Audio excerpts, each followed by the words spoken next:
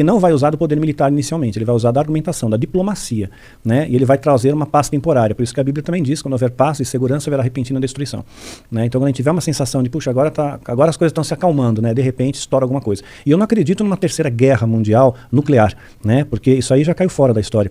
Hoje, uma guerra biológica, bacteriológica, né, é muito mais eficaz, uma guerra biológica. Você extermina uma população inteira e não destrói o chão. Não destrói nada, nada. O problema de exterminar uma população inteira é que você tem que criar uma doença que só afeta um tipo de código genético. Ou seja, alguma pessoa que tem uma ancestralidade e a doença capta isso de alguma forma. Ou você tem a vacina antes. Antes de você soltar o vírus, a praga, a pandemia, né? Você tem a vacina antes. Então você se vacina. Eu na Irmandade tomei um monte de vacina. Porque eles disseram que iam ter várias pandemias na sociedade. Então eu não sei. Eu não vou pagar para ver também. Tomo todos os cuidados, né, preconizados. Mas supostamente estaria imune a uma série de coisas aí. Então, tecnicamente... É que aí é foda, né? Porque eu acho que nem os satanistas mais pica do mundo, eles conseguem realmente ter uma tecnologia capaz de criar uma doença que é tão precisa, sabe? Pois é. Mas eu acho assim, que você consegue hoje em laboratório criar vírus, bactérias. Hoje você consegue, existe até mesmo um misto de vírus com bactéria, né, extremamente agressivo, que de repente se você espalhar isso no ar, né, ficaria uma pandemia bem punk, seria tipo uma peste negra, né? Então imagina alguém que tenha o vírus da gripe espanhola. Os Estados Unidos ressuscitou o vírus da gripe espanhola. Ressuscitou. Eles encontraram um cadáver congelado e tinha o vírus da gripe, eles congelaram e multiplicaram. Então eles têm o vírus da gripe espanhola, que na verdade ela começou nos Estados Unidos, né? Acho que começou em Chicago. E por que o nome é gripe espanhola? Gripe espanhola porque a Espanha foi a primeira da notícia. Entendi. Primeira da notícia nos jornais. Aí ficou gripe espanhola. Mas matou muita gente, né? Matou 50 milhões de pessoas no mundo. É bastante gente. Numa época que não tinha a locomoção que a gente tem hoje, de avião, tudo mais. Mas também não tinha medicina, né? Não tinha medicina. Mas até hoje ninguém sabe, se a gripe espanhola voltasse, não tem vacina. Até hoje não encontraram uma vacina para a gripe espanhola. Ela te mata no máximo em 6 dias. Entendi. E dentro da organização satanista, ela é internacional, certo? Internacional. O que rege ela exatamente? Porque, pro cara ter um sistema de inteligência onde ele pega uma foto sua que você mandou ali quando você estava querendo entrar, e aí eles têm um agente localizado, nacional, no Brasil no caso, e ele tem toda essa coordenação de inteligência, tipo, ele sabe quem é você, ele sabe onde te encontrar, sim, entendeu? Isso é algo que é uma coordenação aquém de estados, nesse sentido. Sim, eles têm essa estrutura. Não sei se eu posso comparar porque eu não conheço profundamente, mas eu já assisti uma série na Netflix chamada Quântico, né, que mostra como é que é o treinamento dos agentes do FBI. Então, assim, é incrível.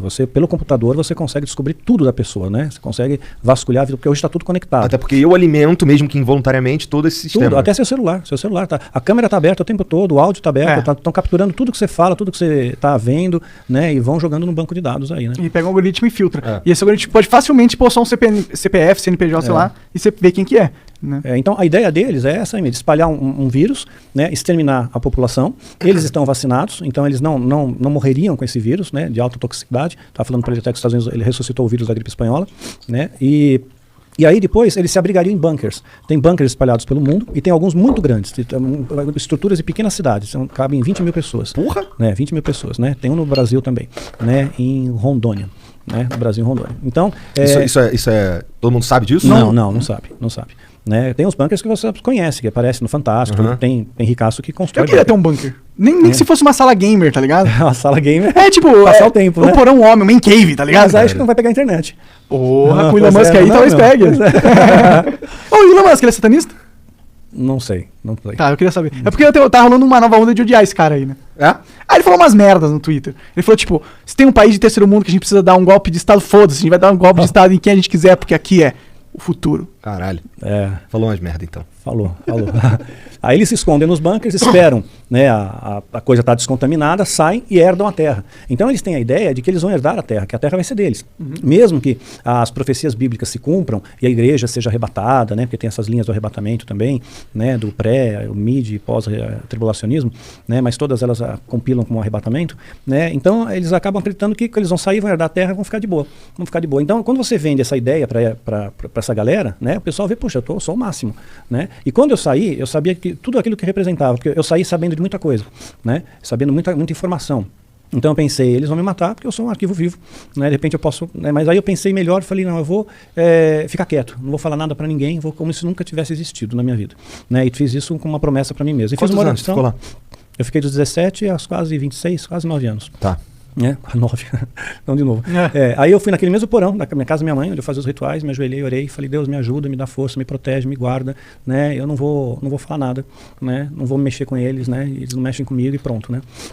E assim, aquele terrorismo continuou por um tempo ainda. Eles ligavam para minha casa às vezes, né? Falavam assim, olha, você não tem mais poder do que a gente, né? Eu tinha bichinhos em casa de estimação, tinha maritaca, peixe, tartaruga, essas coisinhas, né?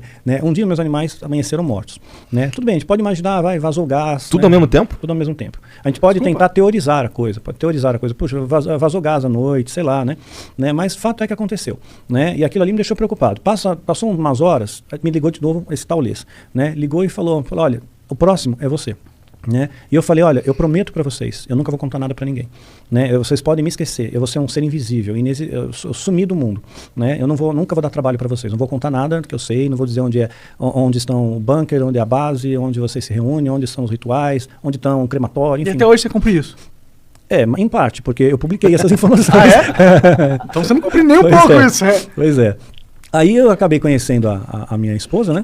Depois já com 27 anos, quieto. Só que ela percebeu, né? Que eu tinha alguns traumas, assim, né? Algumas coisas me faziam mal, né? Ver sangue, né? Minha esposa é médica, né? Foi médica. Então, eu ia no hospital lá para buscar ela. Eu falei, sobe aqui e tal. Tô saindo do plantão, tô no andar X. Me emprestava um crachá de um colega dela, eu entrava. Como se fosse médico, né? E via sangue, via as pessoas cortadas, sabe? Aquilo ali não me causava muito bem. E ela achava que tinha alguma coisa estranha. E ela insistiu bastante. Até que um dia eu falei, tá bom, então eu vou te contar qual é que é. E contei tudo pra ela, né? Passei acho que uma semana contando todos os detalhes pra ela, né? E contei em detalhes. Contei tudo, sem omitir nada, né? E pensei, pronto, acabou, né? Acabei de perder a namorada, né? Então dancei. Mas ela não desistiu, não. Ela falou, poxa, pode ficar tranquilo que Deus é maior, tal, né? Então a gente vai conseguir juntos isso. Aí me levou para um grupo de pessoas que eram de libertação, né? Que na verdade não existe isso, né? Maldição hereditária, né? Não tem fundamento bíblico para isso, né? Mas naquela época eu era uma carta branca, né? Então não sabia nada, então eu fui, né? E aí oravam por mim, né? Tinha gente que tinha revelações, né? E às vezes eu contava alguma coisa fragmentada e mentia. Veja bem, eu sou recém-convertido, eu tenho muito da minha herança ainda, né? Eu contava uma mentira no meio da coisa e a pessoa testificava a mentira. Poxa, é isso mesmo que Deus revelou e tal. E eu falei, esse cara aí não tem Deus. Mas aí teve um cara, chamava Maurício, esse cara aí sim. Esse cara, ele quando eu falei com ele, quando eu comecei a conversar com ele, né, contando umas lorotas, ele parou, ele falou, não, para aí, eu acho que isso aí você sonhou com isso, você deve ter imaginado isso, mas não foi assim que aconteceu. Aconteceu desse jeito, e foi muito incisivo, e foi preciso, sabe, assim, foi um corte seco, né, e eu falei, poxa, então existe realmente, né, um poder maior de Deus que pode, sei lá, se ajustar a uma pessoa, pode se manifestar através de uma pessoa. Então passei a respeitar mais, né, quando ele estava presente, né. Entendi. Né?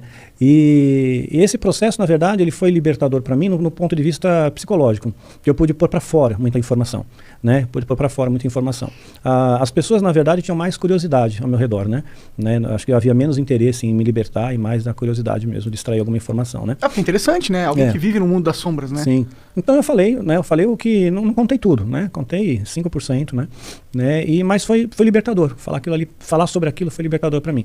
Então eu comecei a escrever o livro Filho do Fogo, né? À mão, primeiro não tinha nem computador, aí depois tive o computador sucata, escrevendo, né? E aí quando o livro ficou pronto, né? Aí eles realmente apertaram a ameaça, né? Eu estava morando em Araçariguama, num local chamado Vale da Bênção.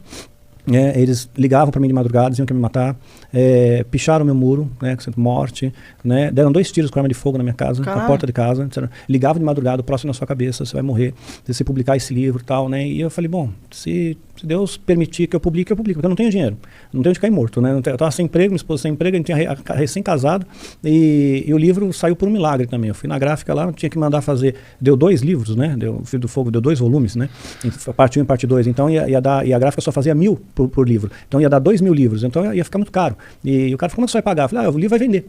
O cara deu risada na minha cara, imagina, vai vender. Né? Com que base, isso é uma coisa dessa? Cheio de papel reciclado aqui, que o nego disse que vai vender, né?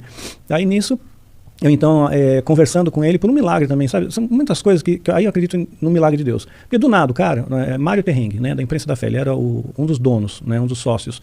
Ele pegou e falou, tá bom, eu vou fazer o livro para você, né, mas você me paga 30 dias a data de entrega. Eu vou te entregar 2.000 livros, 30 dias depois você me paga. Né? Tudo bem, eu tô dando um voto de confiança. Aí ele me entregou os livros, eu não tenho ideia de livro meu, é muito livro, cara, é muito pacote, né, na casa. E a gente não tinha móveis, né, então os pacotes espalharam pela casa toda, né. Imagina o satanista vendo ele chegar com um monte de pacote de livro. Os caras, qual é? Aí liga pro Daniel. Aí, Daniel, seguinte, tem um maluco aqui querendo falar contigo. Daniel! Vai morrer, caralho! Para de fazer essas porra de livro!